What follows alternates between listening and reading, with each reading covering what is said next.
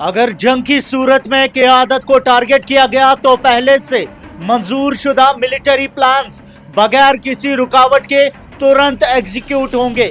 आज रात दुनिया एक बार फिर हिस्ट्री के उस मोड़ पर खड़ी है जहां से वापसी का रास्ता सिर्फ लफ्जों में होता है, हकीकत में नहीं। मिडिल ईस्ट आग के दायरे में है और इस दायरे के मरकज में है इस्लामिक रिपब्लिक ऑफ ईरान। आज की ब्रेकिंग खबर सिर्फ एक अपडेट नहीं, ये एक पैगाम है, ये एक वार्निंग है और ये एक ऐलान है उन तमाम कुव्वतों के लिए जो समझ रही थी कि ईरान को धमकियों, पाबंदियों और साजिशों से झुकाया जा सकता है। मैं आपको बताऊं, ईरान ने हिकमत और कुव्वत दोनों का पैगाम दे दिया है। नाजरीन, ईरान की टॉप सिविल और मिलिट्री क़यादत ने एक गैर मामूली लेकिन इंतहाई सोचा समझा हुआ कदम उठाया है। ईरान ने अपनी हुकूमत और आर्मड फोर्सेस के लिए सक्सेसर्स अपॉइंट कर दिए हैं। जी हां, अगर किसी ने ये गलतफहमी पाल ली कि लीडरशिप को निशाना बनाकर ईरान को कमजोर किया जा सकता है, तो आज ईरान ने उस गलतफहमी को दफन कर दिया। ईरान के मुताबिक अगर जंग की सूरत में क़यादत को टारगेट किया गया तो पहले से मंजूर शुदा मिलिट्री प्लान्स बगैर किसी रुकावट के तुरंत एग्जीक्यूट होंगे। ये सिर्फ अपॉइंटमेंट नहीं, ये कंटिन्यूटी ऑफ रेजिस्टेंस का ऐलान है। ये पैगाम है कि ईरान एक शख्स का नाम नहीं, एक निजाम का नाम है। ईरान के समुद्री मोर्चे भी तैयार है। इस ब्रेकिंग डेवलपमेंट के साथ साथ ईरान के coastal anti ship missile systems को फुल्ली एक्टिवेट कर दिया गया है।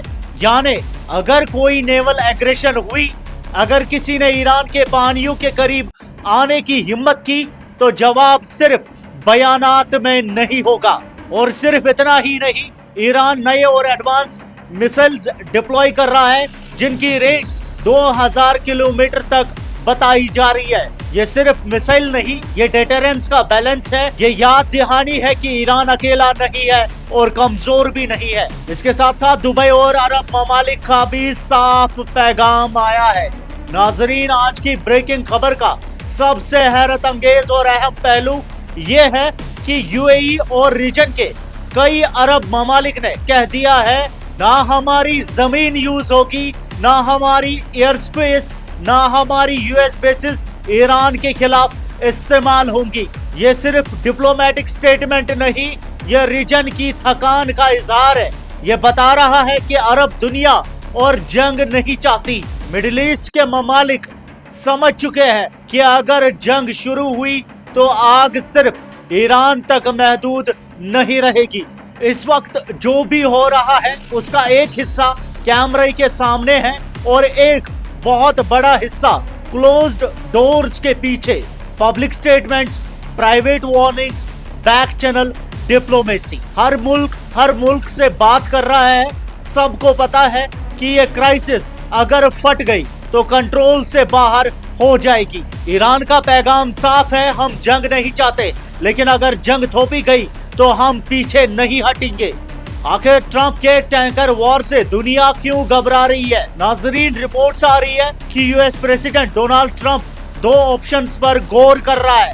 ऑप्शन नंबर 1, ईरान के खिलाफ टैंकर वॉर और नेवल ब्लॉकेड। ऑप्शन 2, ईरान की टॉप लीडरशिप को टारगेट करना। नाजरीन, मैं आपको बताऊं, दोनों ऑप्शंस मिडिल ईस्ट को ऑल आउट वॉर की तरफ धकेल देंगे। टैंकर वॉर का मतलब ग्लोबल ऑयल सप्लाई खतरे में, ऑयल प्राइसेस आसमान पर और दुनिया भर की इकोनॉमी पर सीधा असर।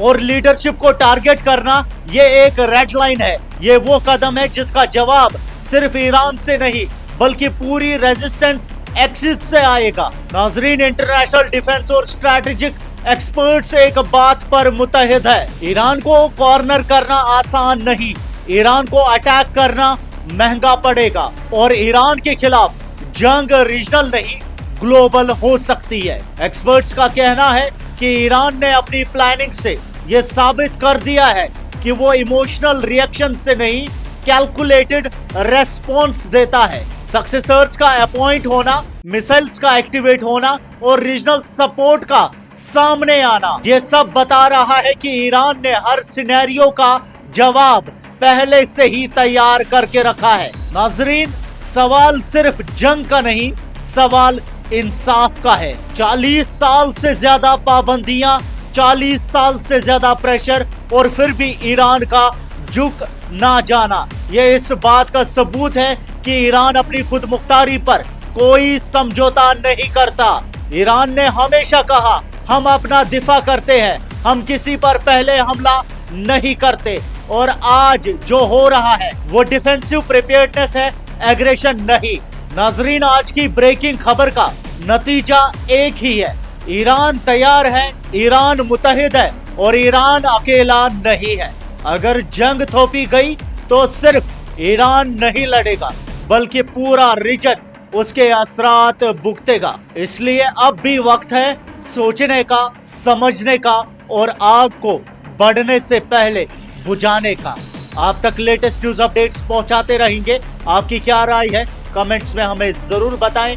मैं सैयद साजिद हुसैन, GNI।